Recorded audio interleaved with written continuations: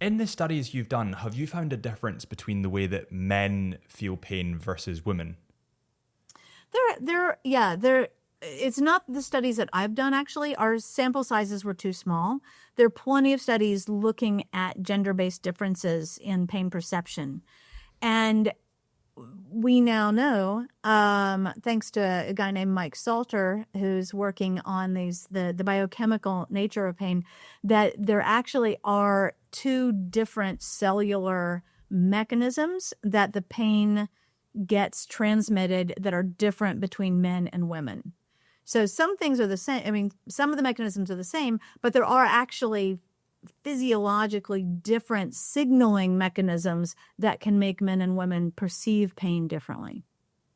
Interesting, because I've always thought it was actually my dad that said this to me, and he says that women are much better at dealing with pain than men. And I was like, well, why is that? And he said, well, because they have children, they've got more.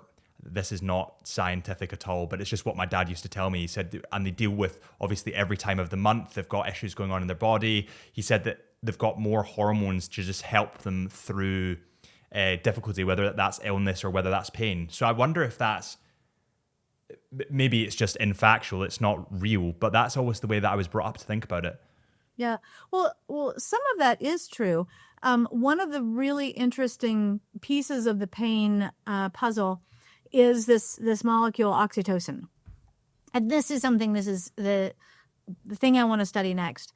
Sue Carter is the researcher who's done the most with this. And what she has found is that oxytocin is the safety hormone and vasopressin is the danger hormone. So for 300,000 years, these have been in balance for people.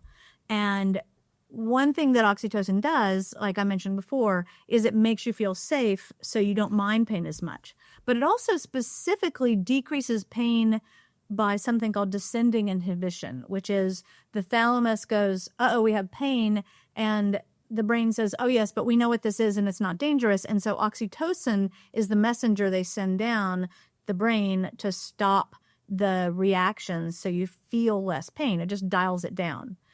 Oxytocin comes from social interactions. And so women have 96 million more base pairs on that little extra limb of the X chromosome. And so a lot of that codes for social interaction. So women are much better able to, in talking to each other, in face-to-face interaction, that's the number one place you get oxytocin. So women do have better sources of oxytocin, which does mitigate fear and mitigates pain directly. There's a lot of different inflammatory systems that increase pain perception that are calmed down by oxytocin. Interesting thing, think about what happens if you've got danger hormone and you've got safety, and most of your safety hormone comes from face-to-face interaction. What happens if you lower your face-to-face interaction number? Well, the other goes up, or the other doesn't go up, but it's a lot more prominent. And you feel anxious and you don't know why. Is that an interesting point? When girls, there's no PC way of putting this, when girls have sex with a guy, I'm going to guess their oxytocin spikes, so they feel a lot safer. When that man then perhaps ghosts the girl and doesn't text them, is the fear going up, the kind of anxiety going up? Probably not, because oxytocin only lasts for a couple of minutes.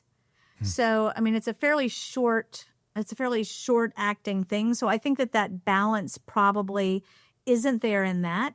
But if all of a sudden you're not meeting at the mall because you're texting, turns out you get zero oxytocin from texting. Even if a girl is texting her mother, no oxytocin at all.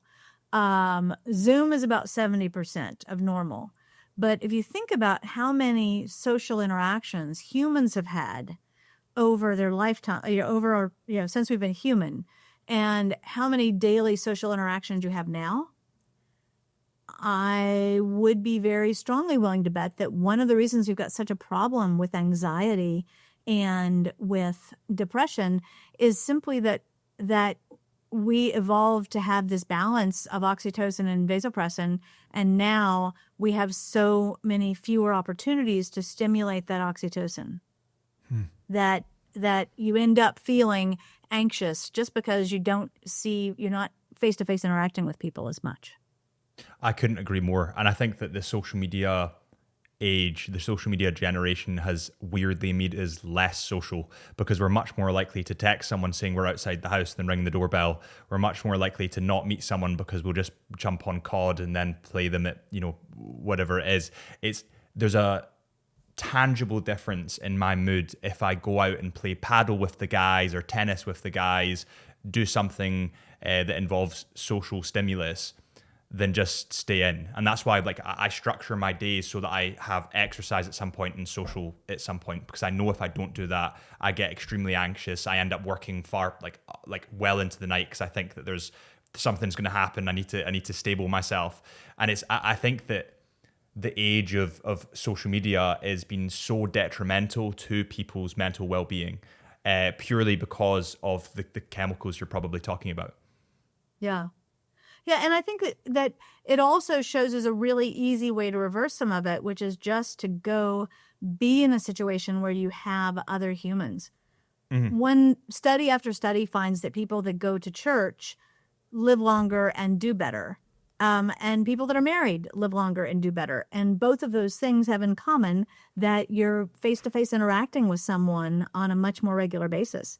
Oxytocin is related to healing, it's related to repair, it's related to pain, it's related to so many different things. Decreased cortisol because you feel safe.